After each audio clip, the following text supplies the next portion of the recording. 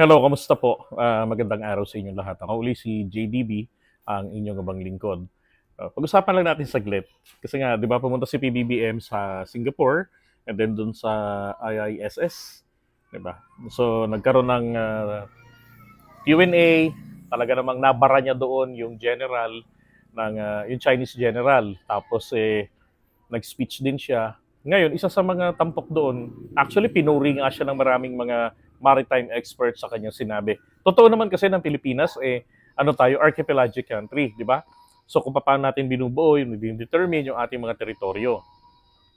Ang isang napakaganda rito, yung hindi kayang gawin nung nakaraang administrasyon, talaga naman very, very consistent ang ating presidente sa kanyang sinabi nung campaign period na not a single inch ng ating teritoryo ay isusuko niya. At hanggang ngayon, magdadalawang taon na siya sa pwesto, marami ng mga challenges, marami ng mga naghahamon, may pagbabanta na nga ang China, nahuhulihin na yung mga undesirable person, yung mga trespassers sa West Philippine Sea. Now, isang kapansin-pansin rito ang sinabi ng ating presidente, ito pong China, yung kanilang presensya, yung epekto nito sa peace and order or stability ng ASEAN region, given nandiyan na yan. So, then, ganun din itong Amerika na kung saan yung kanilang presensya po is stabilizing. Ibig sabihin, tumatatag. Diba? Alam niyo naman kung sino po ang sandalan ng Amerika rito. Diba? Bukod po sa Japan, South Korea, Taiwan, isa pa ho dyan ang Pilipinas bilang gateway papasok po rito sa South China Sea ng mga kaalyado ng Taiwan. Siyempre, ng Pilipinas din. So, isang bagay na nagdudulot sa China ng malaki ho talagang banta sa kanilang seguridad. Yan po ay kung ganyan ang pagtrato ng China sa presensya ng mga Amerikano. Kasi mga Amerikano, sa kanila, tinatrato rin naman nila na banta ang China sa kanila, maging ang Russia, maging ang North Korea. Very cautious sila. As much as possible, ayaw ho nila na mayroong karibal, no, bilang superpower. Kung sa bagay, mahirap din naman na mayroong kang karibal. Diba? Meron kang kaagaw. Lagi ka na lang nag-aalala na baka someday, 'di ba? Matanggal ka na sa iyong kinalalagyan. At ang masakit yung collateral damage nito could be terrible or beyond what you have expected or beyond your calculation.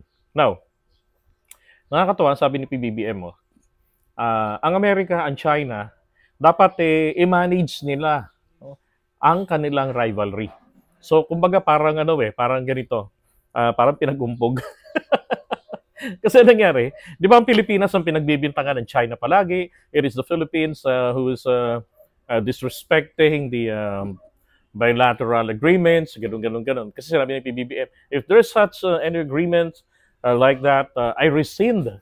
Diba? And actually, no need to rescind kasi nga naman sa 1987 Constitution, kapag ito po, anong mga agreement, anong mga kasunduan yan na detrimental sa interes ng ating bayan, wala hong bisa ito. No. Now, pero mainam na meron tayong presidente na talagang formally, di ba? Talagang on the spot nga yun, tinanong siya, na sinabi niya, kung meron ganong kasunduan, binabawi ko na. No, period.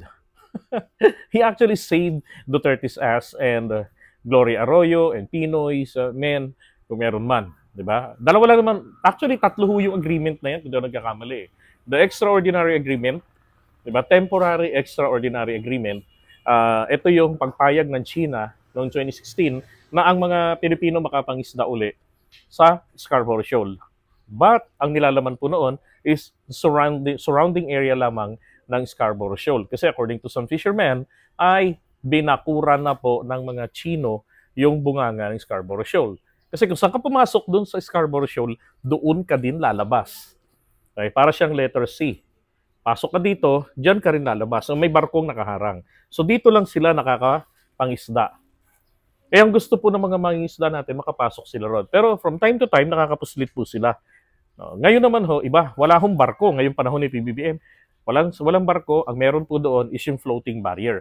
Sabi ko nga, ang dapat ilagay dyan o ipagamit na bangka sa mga fishermen natin, made of aluminum, tapos merong propeller sa ibabaw, sa likuran nila, para itinutulak ito, meron thrust. Tapos makakatawid doon sa mga floating barriers. No need to cut off the line para walang dispute. Kaya lang ang pangit, kasi para tayong magnanakaw sa sarili nating teritoryo. Well, apparently, yan ang napala natin doon sa sablay na decision making ng nakaraang dalawang administrasyon, time of Pinoy, and also nito ni dating Pangulong Duterte.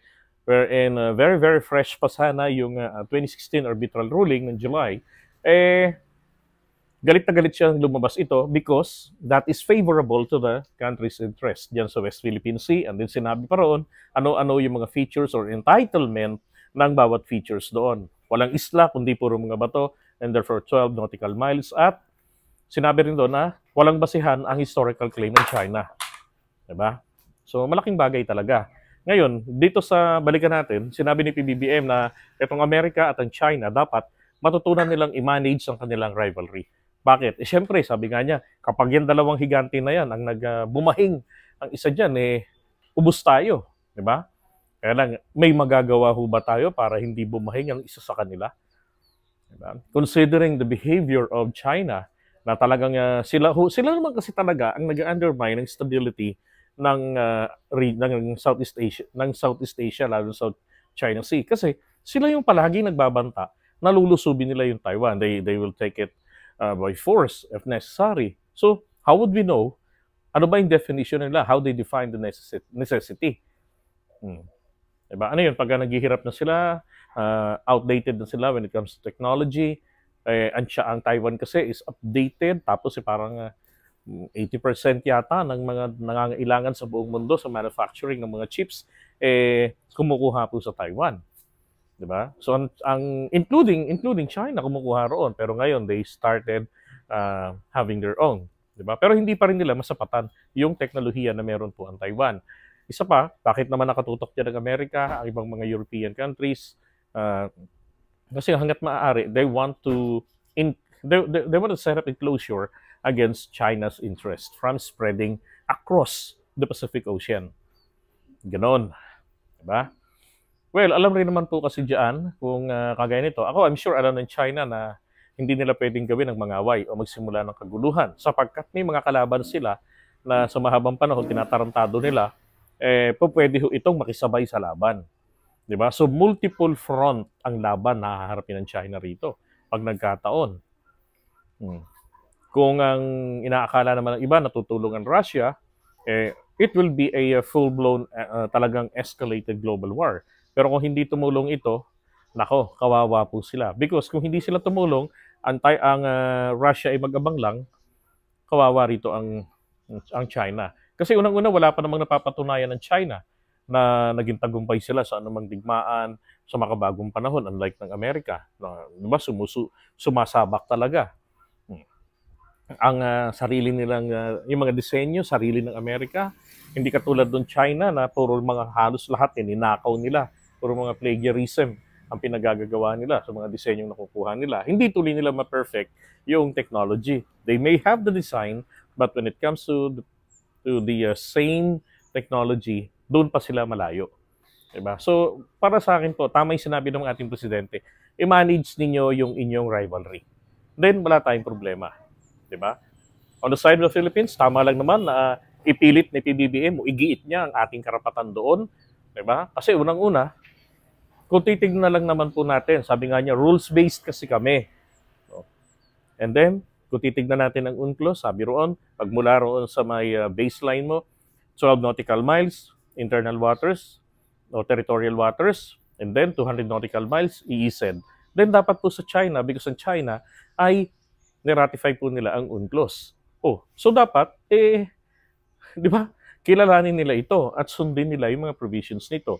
Ang UNCLOS kasi pinasimplify nito yung mga claims. Diba? Kasi hindi pa pwede na yung historical, dumating dyan yung mga isda namin nung araw, nakita niya yan, yung mga ganong style. So, kaya amin na yan. Hindi pa pwede yung ganon. Now, in the case of Vietnam naman, during the colonization era, Western colonizers, talagang makikita roon na yung France ay talagang pati roon sa mga isla, ilang isla dyan sa South China Sea, nag-administer sila ng kanilang dominion. Kaya nga, mas marami ang hawak ng Vietnam ng mga features dyan po sa lugar ng South China Sea. Konti lamang sa China, pero ang China po ang merong napakalakas na pambubuli.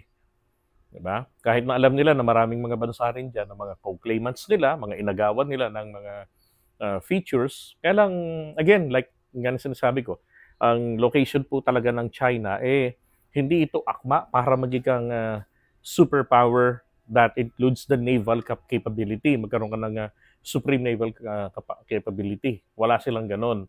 Kasi, ang giyera, mauuwi lamang po within South China Sea. Diba? Hindi sila makakababa rito nang hindi na-ambush pa kung dadaan sila rito sa may parte ng pagitan ng Singapore, ng Indonesia, Malaysia, hindi po pwede. Pag dumaan naman sila rito sa pagitan ng mga kabisayaan natin, di ba? Hindi rin po ubra, pwedeng somewhere there, ma-ambush sila, lalo ng mga EDCA sites. So pag dumaan naman sila rito sa Bashi Channel, lalo ng disgrasya.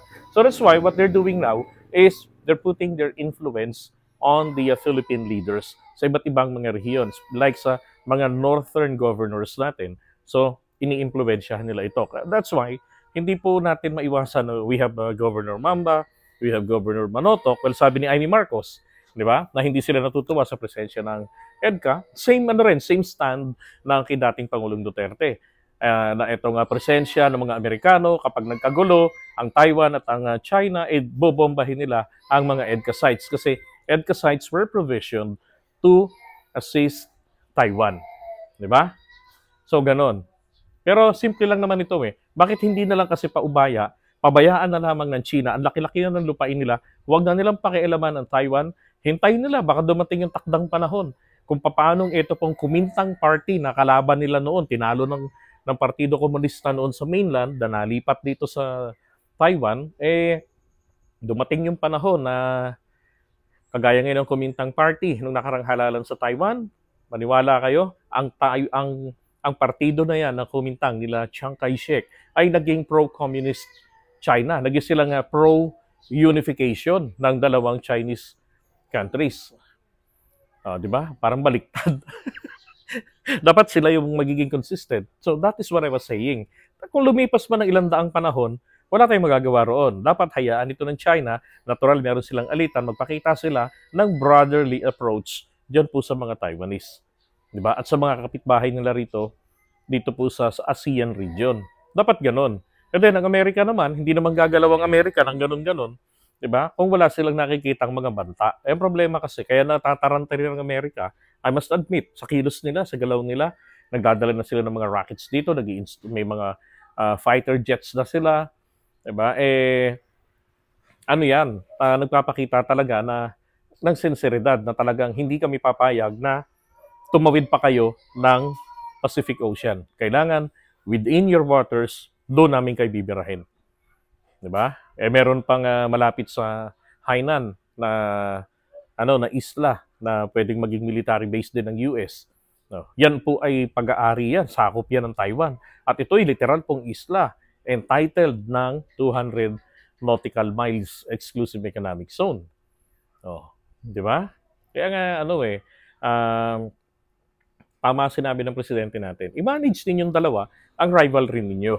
Kasi pag na-manage ito ng Taiwan at saka ng Amerika, yung kanilang pagtutunggalian, yung rivalry nila, well, ang China naman, kailangan rin nilang i-considera ang relasyon nila sa Pilipinas at sa ibang mga claimants dyan. Diba? Kasi kung ito lang naman na magsisimula ng kaguluhan na hindi naman nakakasiguro ang China na sila po ay magtatagumpay, puro lamang sila banta. Diba? Kasi ang giyera 50-50 yan Hanggat hindi ho nagkakasalpukan yan, nagkakamatayan, hindi ho talaga madidetermine dito kung sino talaga ang may mataas na winnability. Diba? Lalo na kung ang usapin dito, meron na bang napatunayan.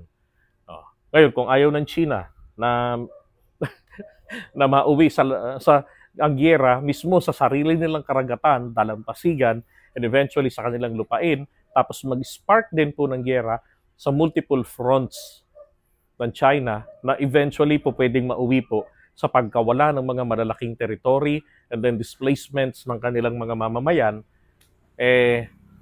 sundin nila ang payo ng ating presidente na second year college level lang naman daw. Ayon po yan sa dating presidente Duterte na isang abogado. Pulpul nga lang. Tanginang yan. Saan ka nakakita ng abogadong piskal, no? Nung piskal umamin na nagtatanim ng ebidensya at intriga para makuha yung gustong mangyari. Oh my God. Anyway, maraming salamat po sa inyo. And kaisa po ako daw sa mga pumupuri kay PBBM sa napakatapang at napaka-strategic na sagot niya. Hindi siya katulad ng mga Duterte na makikita mo talaga yung kabastusan kapag ka nag-react. Pero kay PBBM, he responded to the Chinese general politely. Pero busog na busog sa pagkapahiya etong Chinese general. Alright? Maraming salamat.